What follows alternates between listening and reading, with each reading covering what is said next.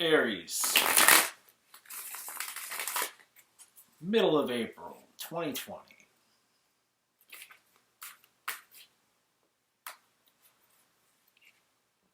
Knight of Wands, Five of Pentacles, Seven of Wands, Lovers at the bottom of the deck.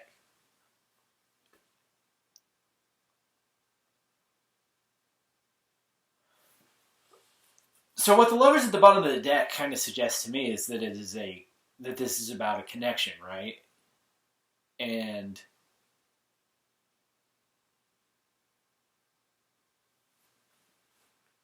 maybe I'm going to just kick around some ideas here. Maybe it's about the potential of two different connections. And the Lovers represents, to me, the highest possibility of what a relationship can be. And then what I'm seeing here is one of the lower manifestations of what a relationship can be. And maybe that's where you are now. Maybe you're dealing with somebody who is not a good match for you. And you just bring each other down when you come together. It's not good. I feel like one of you is, I'm guessing it's the other person, but it could be you. Somebody's ready to fight, you know? I feel like somebody comes into the relationship ready to fight. That's how they have a relationship, right? And this other person then has to defend themselves constantly.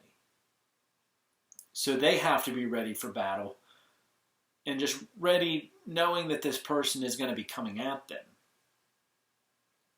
And it ends up tearing you all apart because how could it not? And again, you end up in this situation where you're both brought down. You both end up, I feel like it's a codependent thing where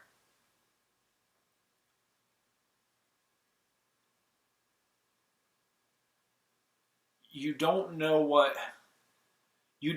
would happen if you left them. Neither of you is like, you don't know what would happen if you didn't have each other. So you stay. But it sucks. It's not cool and it's not okay. So you gotta cut the shit.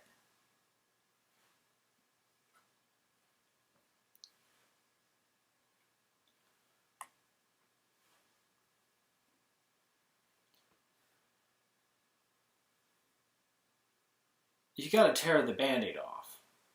And I think once you've done that,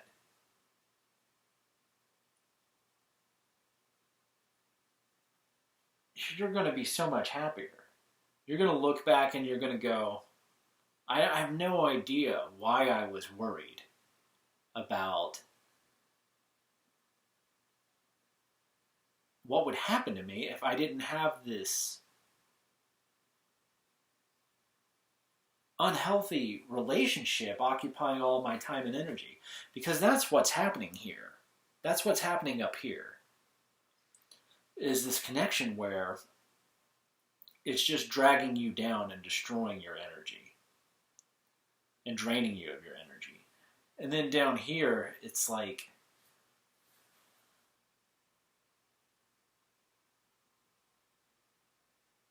you've cut it out, you've gotten rid of it, you feel so much better. You feel a sense of relief because the thing that you've been putting off is done. And it wasn't as bad as your fears suggested it might be. And it just makes you feel younger. It simultaneously makes you feel younger and more mature and stable and powerful. It makes you excited about potentials and possibilities that, and that's one of the things about getting rid of a situation, right? It's scary because it's familiar. And part of what it does when it's gone is that you're facing a whole new set of potentials and possibilities than you face when you're stuck in it, right? And that's one of the things that's scary going into it, is because those potentials and possibilities could go negatively. You could be like, well, I left them and man, that was a huge mistake. That's not what's going to happen here. There's no fucking way that's what's going to happen in these relationships. And the other potential is, and it's one that usually you don't, it's not as prevalent in your mind until after you've done it, is that, oh yeah, there's a lot of really great potentials and possibilities that are also there and that are as realistic, if not more realistic, than things will get worse from dog shit. So, and one of those potentials is love and affectionate connections, right? Which is, right here is, this isn't necessarily about love and affectionate connections, but there is affection between these two kids. And there's generosity and warmth. It's fucking like everything that this is not. It's just like you hobbling through the freezing cold with no shelter after a battle with your closest connection. But there is a warmth and friendliness and generosity between these two.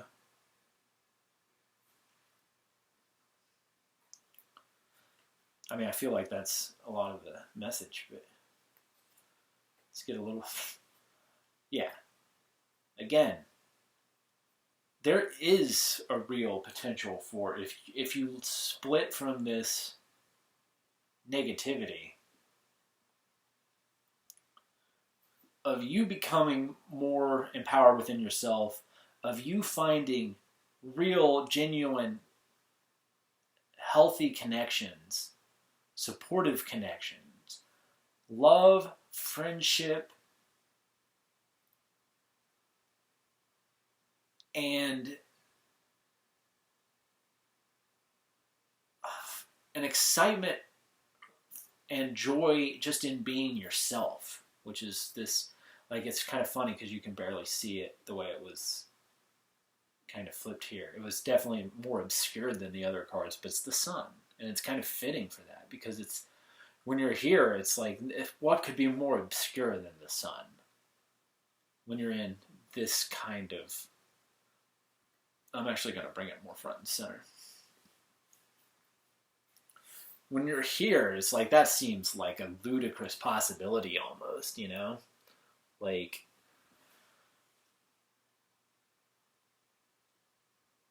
it's like somebody speaking a foreign language. You can't comprehend it. It seems so far away. But the truth is, it's closer than you think. It's not far away. It is one of those potentials and possibilities that becomes very, very likely if you choose not to stay in this kind of toxic situation that you've been in. And that's the message I got for you. So I hope that it resonates. Sucks that you're in a, shithole situation with a garbage, well, you're in a situation with somebody that you don't connect well with. I'm not going to put them down. I don't know them or you, but somebody who makes it so you can't connect well with them, and thinks that that's how you have a relationship, through the conflict of butting your heads against each other all the time.